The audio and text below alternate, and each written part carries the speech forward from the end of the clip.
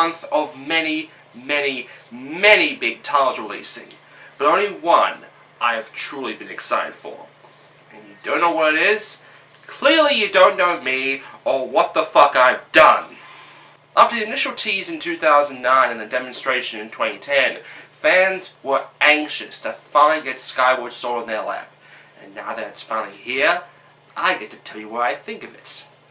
The game utilizes Motion Plus everywhere, and if you are like me and bought the Collector's Edition, you got the limited edition Zelda Remote Plus. Ah yes, Remote Plus. I've been meaning to talk about this for a long time. Remote Plus is simply a Wii Remote with Motion Plus built in. It feels no more heavier than a regular Wii Remote.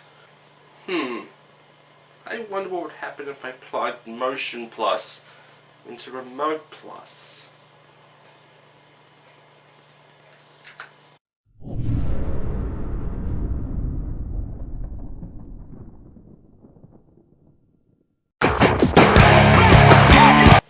Nah.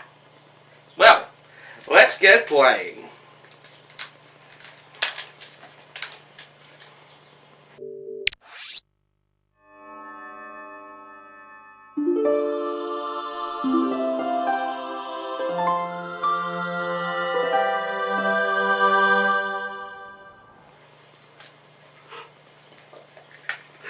Oh God. I'm sorry, just give me a minute. Oh God. The game uses the Motion Plus technology exclusively instead of using the IR sensor. When booting up the game for the first time, you may notice how the cursor moves differently when using the Motion Plus. After a while though, you get used to it. The game opens up on the mystical land of Skyloft, a world set high up in the clouds where the surface is merely just a legend. Our Link for this game is welcomed by a Loftwing delivering him a letter. Loftwings are giant birds that are native to this mystical land and are usually used for flying. The letter is from Link's lifelong friend Zelda, who wants to meet him at the goddess statue, and wait a minute. Is that actual voices? Am I hearing actual singing?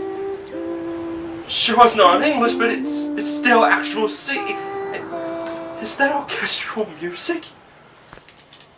Oh my God.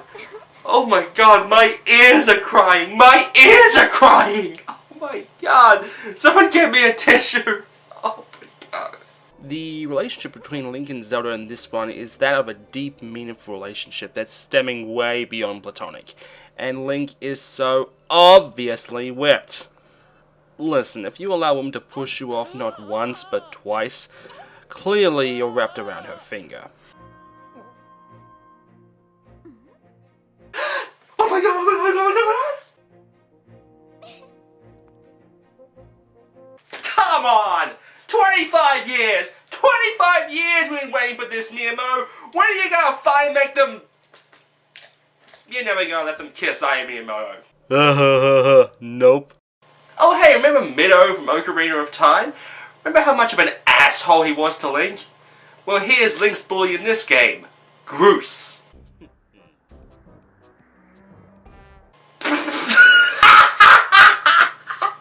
Oh man! look at his head! Oh man! Oh God! Oh, that's wonderful. That really is. However, when spending some quality time together, tragedy strikes as the couple are caught in a shock storm and Zelda is whisked away by a tornado. That's how all my relationships ended. During that night, Link is visited by a spirit known as Fi, who leads him to the temple of the goddess statue, where Link is presented with a sword and a mission to head to the mystical surface world. Link puts on the standard hero garb and flies down to rescue Zelda. God, you're whipped. It's here we're introduced to our main villain of the game,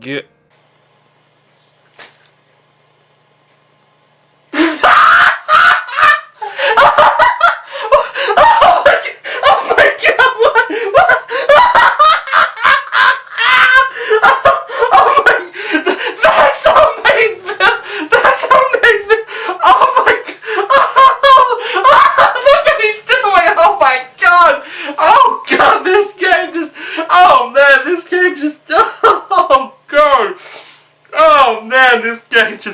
Oh god, yes. Oh man. Oh man. Anyway, our villain for this game is fuck it, I'm calling you a crossdresser. But I know what you're all thinking. Does the Motion Plus actually work? And the answer is yes. Most of the time. The sword movement is like nothing we've had before. While accurate most of the time, the motion controller can sometimes misalign a swing, which can get annoying some of the time. Motion Plus is also used to steer aloft wing, control diving from the air, swimming, as well as the beetle, which, to be honest, I had way more fun with using than I should have. Battling enemies in this game is more than just waggling like in Twilight Princess. It requires skill, timing, and of course, patience. Swinging the Wiimote in the right direction, finally delivering that fatal blow is oh so satisfying. With Scarf as the main hub, the game features 3 major worlds which can be labelled cool, dry, and hot. The open world isn't as big as Wind Waker, but still offers just as much in-depth as before. The graphics are beyond beautiful. Compared to all the dirt and brown and blood I've seen over the past year, to see a game with actual fucking colour feels like having a lunch of bread and water than having a 7-course meal for dinner. The game offers a watercolour approach to the design, and things from a distance get this blurry effect. But there's this nagging feeling in my head that it was mainly done due to the Wii's graphical limitations. Skyward Sword offers many new mechanics into the Zelda franchise, the most prominent one being upgrades. On your journey you come across numerous items and bugs that allow you to upgrade your weapons and potions as well. Tragically, the raw mechanic fans have loved for years has been given a backseat in exchange for an actual run button. However, you can't just run from one side to the other side of the world. On screen is a stamina meter where if it runs out you get exhausted and can't do anything until it returns to full. The game is just littered with side quests, including numerous ones that feature multiple choices when it comes to responses. Wait a minute. Upgrades? Side quests? A stamina meter? Multiple responses? Why does that seem so familiar?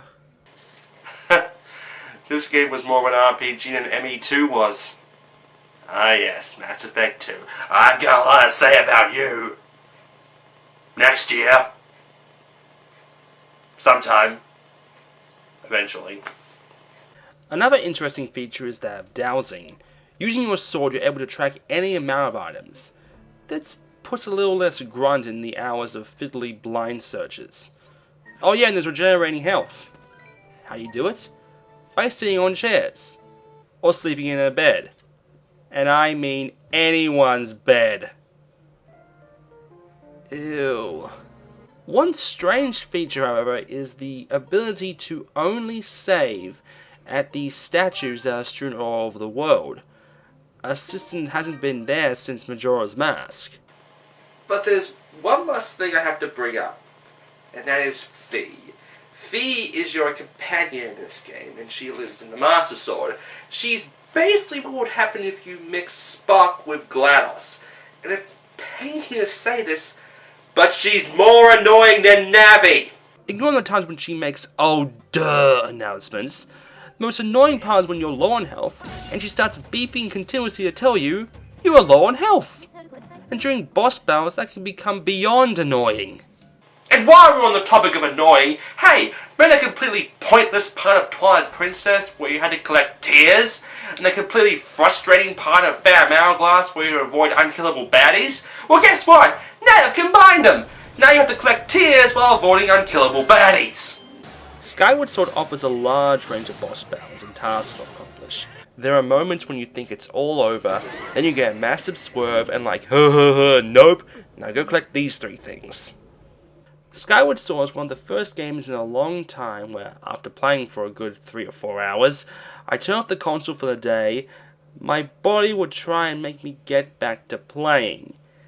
This game is just that addictive, and for that I have to give it the highest honors. I played a lot of games this year with the introduction of my PS360 in my house. I played the first 2 Mass Effects, first 3 Assassin's Creed games, and Arkham Asylum, plus many more. As rare as those games were, none of them kept me coming back like Skyward Sword did. If any of you still need a reason to get a Wii, this is it. Many people are considering this the swan song to the Wii, the little white money printer. Especially in the US, considering how you guys aren't getting those other games.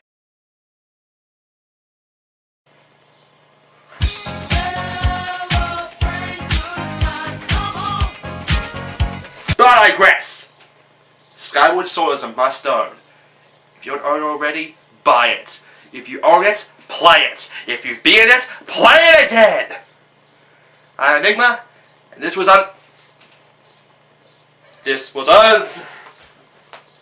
Oh crap, no, I can't!